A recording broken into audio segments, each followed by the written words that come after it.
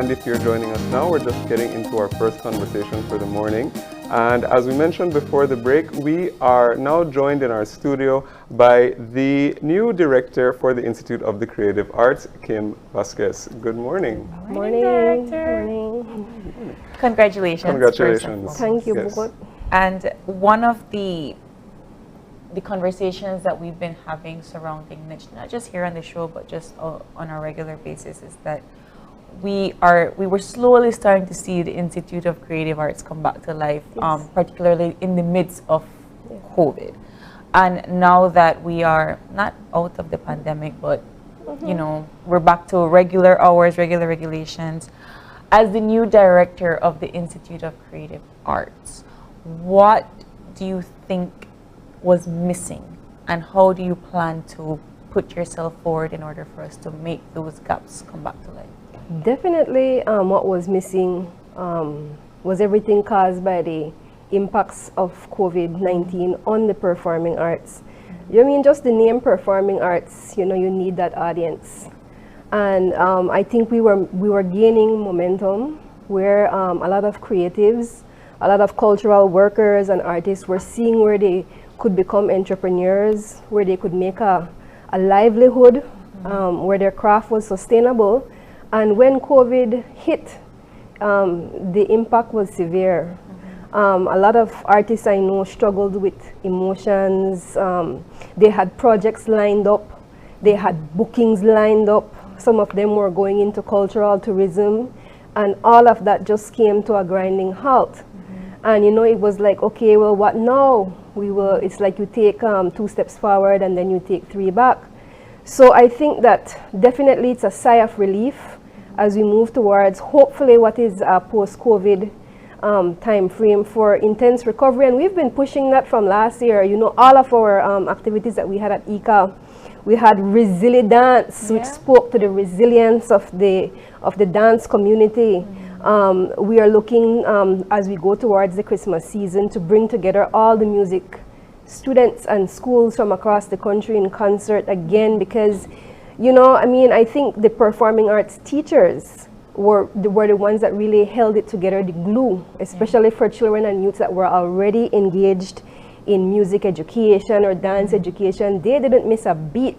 They just literally did that pivot straight to Zoom. And you know, it was a learning process. Some things work, some things never work. Not all the performing arts, you know, it was not always seamless, but we saw all kinds of dance recitals on Zoom, drama on Zoom, but nothing like the magic of the stage.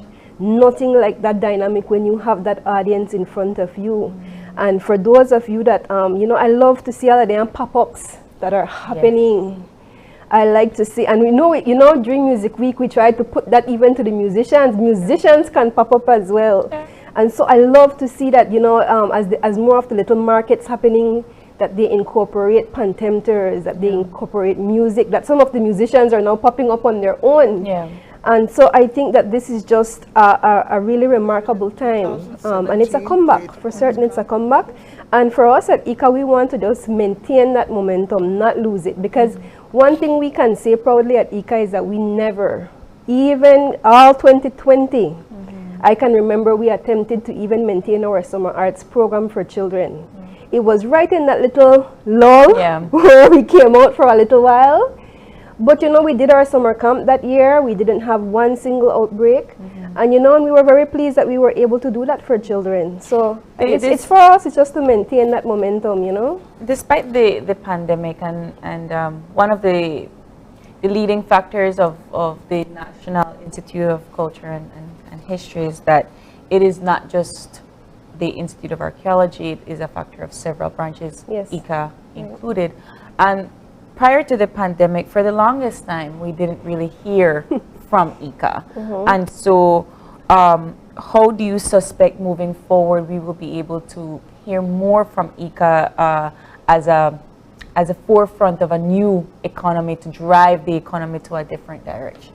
Well, I think it happened right at that juncture, as I said, where we always, as a country, recognize the arts and the value, the cultural and artistic value of artists. But I think just as you said, you know, there is a rapid explosion right now globally, a lot of focus on the creative economy, and we have to move towards that. We have to accelerate towards that. And anything that we do that does not incorporate that aspect of development, I think would be a terrible injustice to artists and to creatives, because the time is upon us now. You know, whereby, like I said, we need to have that synergy. We need to bring the creative arts to archaeology and vice versa, right? And I think for niche, this is where the direction seems to be going, where we want to strengthen that institutional synergy, that team, so that, for example, ICA traditionally always had a good relationship with the houses of culture. And looking nationally, I think one of the important things we need to do is to revive the ICA committees in the districts and to decentralize away from the Bliss. You know, the Bliss is one tool that we have. And it's definitely our beloved national theater. Everybody we knows love it. Yes. And everybody aspires to be there. But the work of ICA is far more beyond the walls of Bliss. And we're ready to roll up our sleeves and get down to work, to reconnect with the artists, to be a part of the revival, to be a part of this renaissance that will come during this post-COVID time. How do you suspect to bring all of these communities together? Because yes, I know houses of culture, they have a particular, their branch as well, right, with niche. But you also have other small communities and other small, I guess, in-house museums. I don't want to fully call them museums, that are not a part of the branch itself. Are you planning to reach out and definitely consultations with stakeholders will definitely be important at this time for us. We're also looking to immediately start gathering data. You know, we want to put out a survey very shortly that will help us to, you know, get a better picture of the landscape right now and what is going on, so that we can plan better programs.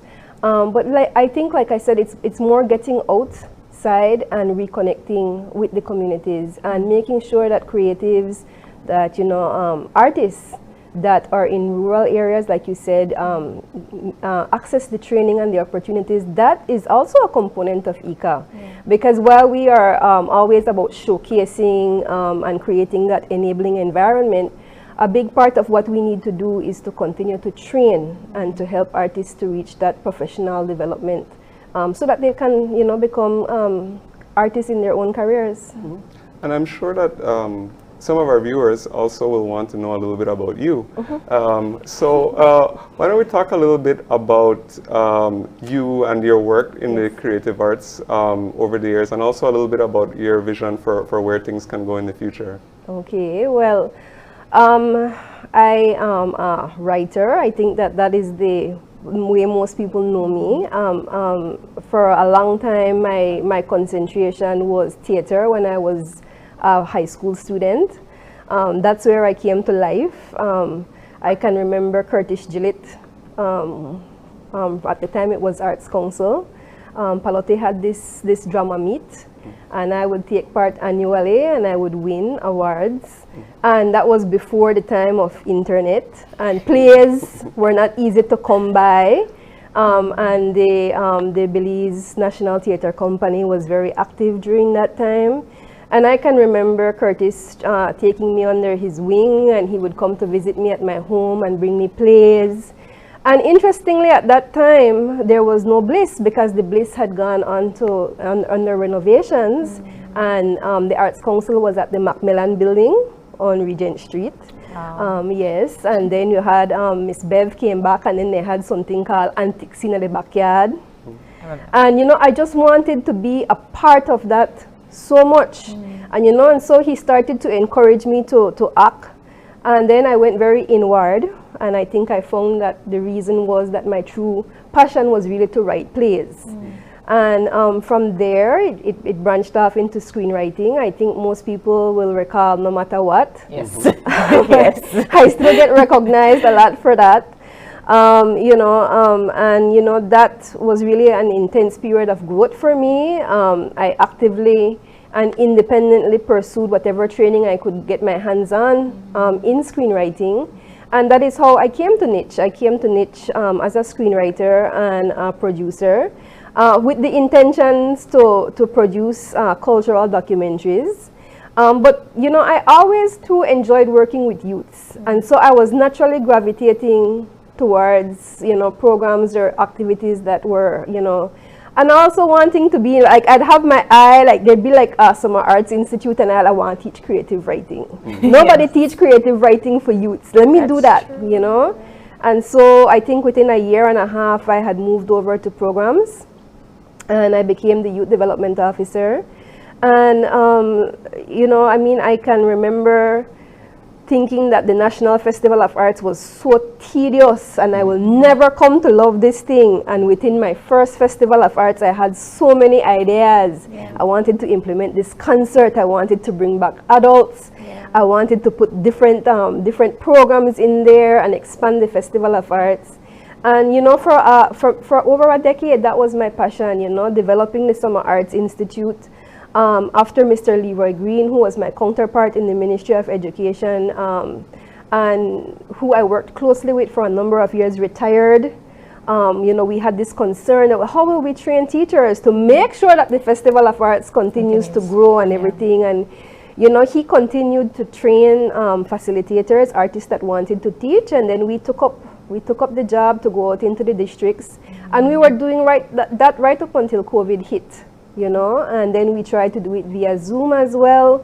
So, yeah, and in my personal life, I have continued to write, not as much, but I continue to do creative things here and there. And every now and then, over the years at Niche, I wore different hats.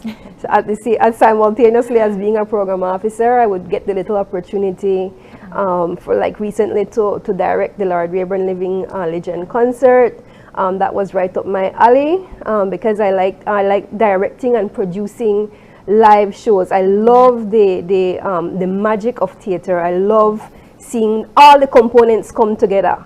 Musicians, dancers, but I also like seeing lights and, you know, the sound effects and the, you know, everything. I love the magic of theater, and I think that we have so much yet that we need to do. That was going to be my follow-up, because I did with you. I really love theater. I'm in awe of people that can go on stage live and perform in front of a grand audience, and, you know, they have to memorize all these lines. They have to be able to do the actions and everything, and that is a lot of work that should be commended. So I guess my question to you would be, is that outside of Belize City Hub, outside of the Bliss, do you think that Belizeans are gearing towards an appreciation for this kind of culture, this theater, artistic culture that Belize City definitely has a grip on? But do you think the rest of the Belizean community has that appreciation? I think we had it, and culturally it's there. It's intrinsic to who we are. Especially as all Caribbean people, that element of theater and storytelling, it's who we are. But I think we've lost it a little bit. You know, we have strengths and we have weaknesses. We know that you know, we have music doing really well, and when I say music, I mean music ed, I mean recording artists, performing artists. We now are to the point where our artists are performing on the same stage as international artists. We hosted a music festival.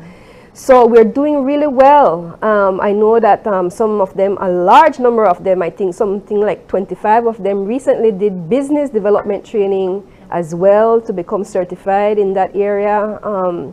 And we also see, I think, where we have, you know, steady gains in dance. But I think that for me, theater is not where it should be. It is one of the disciplines that we are faltering in. And, you know, there's plans to do more for that, you know, to revive that. It's in us, you know, but we need more people to write.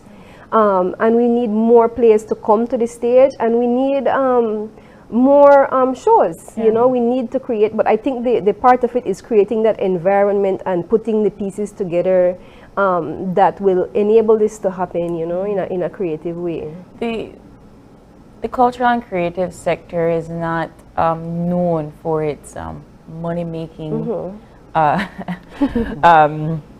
reputation. Yes. And so when it comes to those lines where I want to be an actress, but now make it in this economy, do you have any plans with ICA to see how you're able to build and create those kinds of jobs and opportunities? It would be to build, because I think we are, like I said, on the precipice. It's happening already. We need to move. We need to step up the pace. And we need to send that message to artists and to creatives that yes, you can. You know, there is a lot of discipline, and I think that you have to be committed to it, right? You have to be committed to, okay, if you're going to go all in, then you're going to go all in, and then you're going to do the training, you're going to follow the steps, because it's like any business that you want to go into.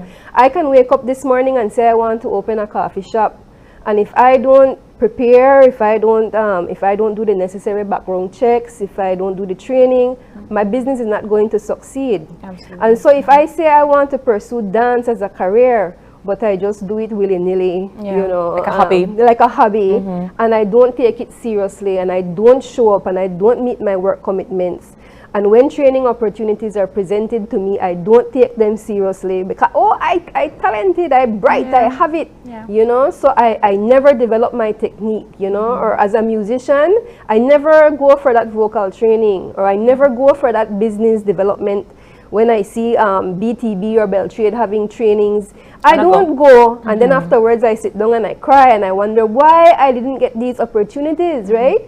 And you know, you have to be the type of person as an artist. I keep saying, don't wait for ICA to come to you, come to ICA, right? The door is open, you know, and keep your feelers out, you know, always be looking for an opportunity to develop yourself, always be willing to network and collaborate. I think that artists in Belize need to collaborate far more, and we need to create. I would love to see the Bliss become that type of creative hub where artists feel welcome, where the whole landscape of Bliss changes, where it is a place where artists can come together, put ideas together, work together, and always feel like that is my second home. If I need a workstation, if I need some Wi-Fi, if I want to bounce an idea off another artist, I can do that, right? Yeah. Is there, are there any plans in the work for financial literacy training for those in the creative? I ask, right, because one of the things that I think that not just Belizeans, but the world in general, we're guilty of, we don't want to pay for your talent. Right. And we don't think that I need to pay you $500 for a performance, you know, because you're not nobody. Right. So I ask in that sense, like, how are you training certain persons to brand themselves and make sure that they're able to have a price on their talent? We started to do this actually in March. We did that with women in art, but we did it only for the women artists, and we need to do it for the men artists too. Right? Yes. I remember when we were doing it during Women in Arts, I can't remember which one of the male artists said, just teach the women and then we won't get it from me. But no, you know. Right? There's two things to that. We still are, as a society, trying to get artists to sneakily, Miss Kim, you could send somebody for sing the anthem for me. And then I said, the price is so and so. Oh, I never know I have to pay. But you're paying for the catering for your event. I know you're paying for the PA system, the very microphone the artist will hold to sing the anthem. So how did you think that the artist will sing for free? You know, can one lead junior artist? Well, the lead junior artist need one lead something too, right? Who does not want to be compensated, you know? So, I mean, we have to stop that. And we have to stop beating down artists as well. $500 to my performance. What? You can't do it for $300? And, you know, I think it's just us, again, at the institutional level, sending out that message, just reminding, because we do it a lot verbally, and I don't mind doing it. I tell people all the time, how much you get the dance company for perform? $800, $500 and up. The price starts at $500 and it goes up. Will mean it go up? Well, how much By dancers you hours, want? yeah. Do you want a new choreography, or will you just take something that they have already? Did you factor in that they have to transport 10 to 12 dancers to your venue? What about their costume? What about their meal? Yeah. All of that goes into it, and we haven't even really gotten to the product, Yeah. which is the heart of the matter. Yeah. So we as a society have to be more sensitive to that. You would never tell your dentist, you can't drill my teeth for $200 less. You don't do that. Yeah. But we still do that, right? But we also have to get artists to the point where they get serious. Yes.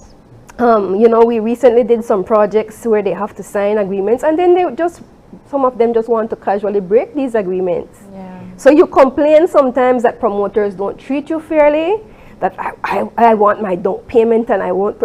But then do you keep your end of the bargain? Do you keep your end of the business deal?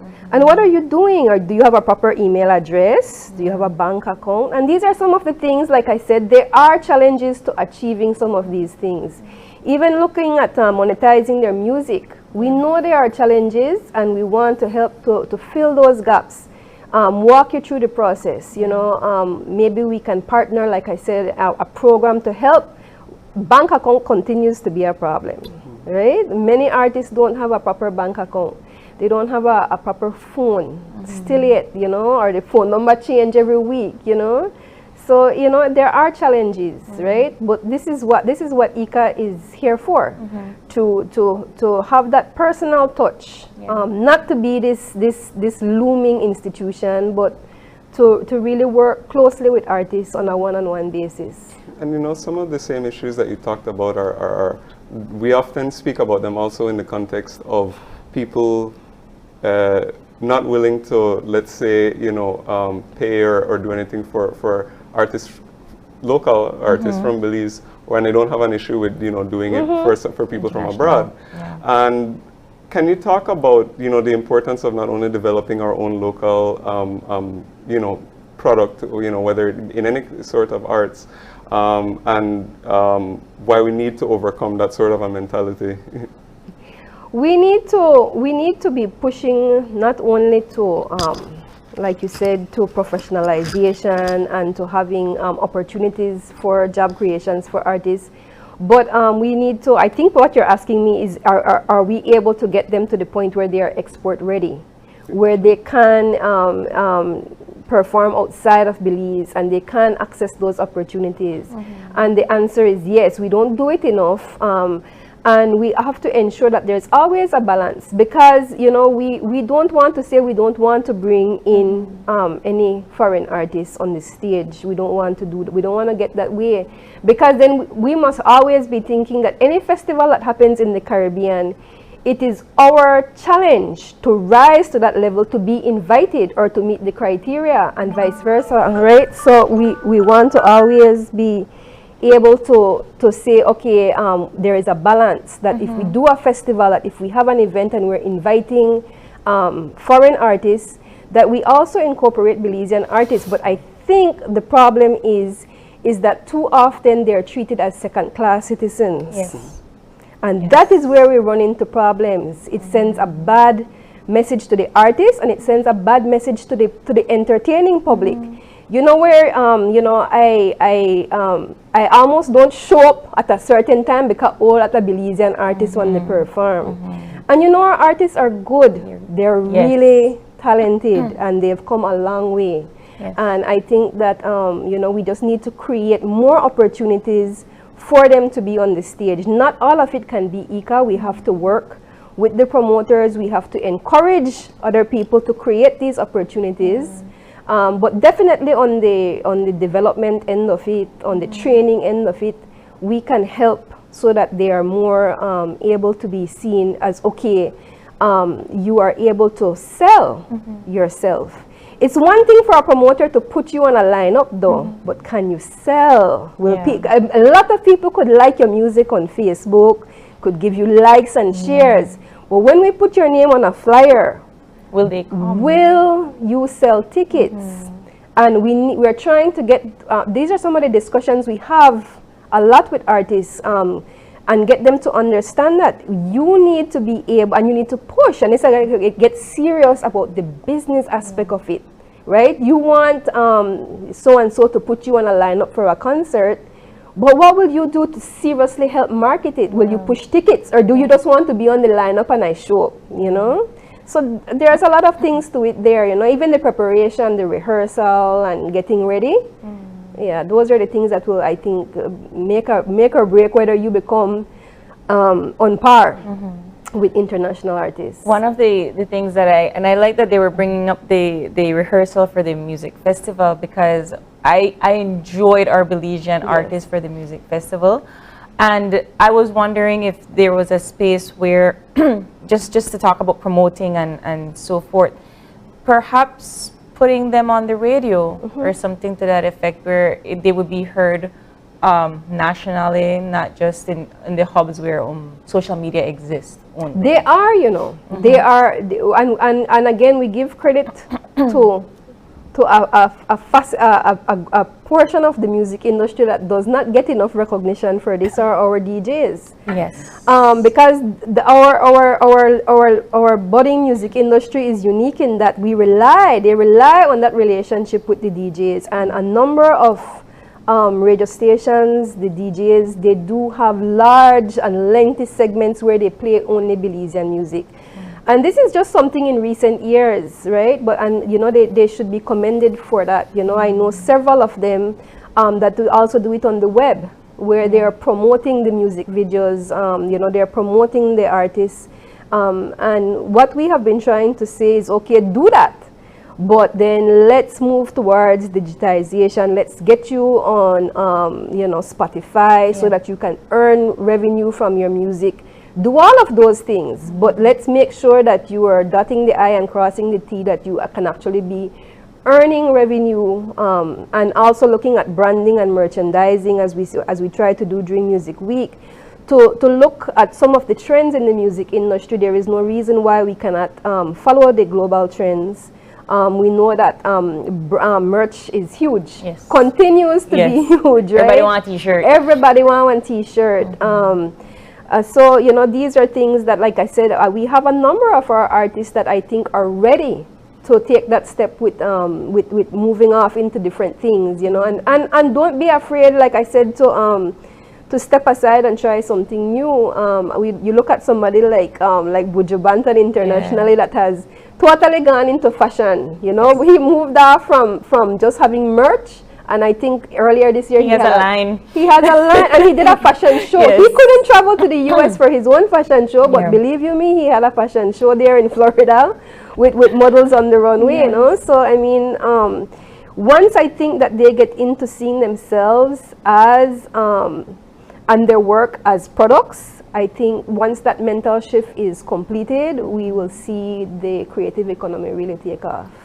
Kim, I am super, super excited to see what you have in store for ICA as the new director of the Institute. Final words for our viewers moving forward with ICA. What is the one thing that as soon as you get into that office, you plan to work on? Today? Yes, today, right now. Girl, broke down Bram, Christmas to come, you know, and we want to develop that broke down Bram again, you know, to that festival, to elevate it to that festival level, so that we can have this unique Christmas festival in Belize, can celebrate true Belize Christmas. And I want the broke down Bram come at my house the way it's supposed to come at my house. I just to give you idea there, okay, you know. So we want to carry the Bram. Kim Vasquez, the new director of the Institute of Creative Arts. Thank you so much. Thanks for having me this morning, guys. Congratulations once again. And with that, we're going to take another break, and we'll be right back with our second conversation. This is Live on 5. Stay tuned.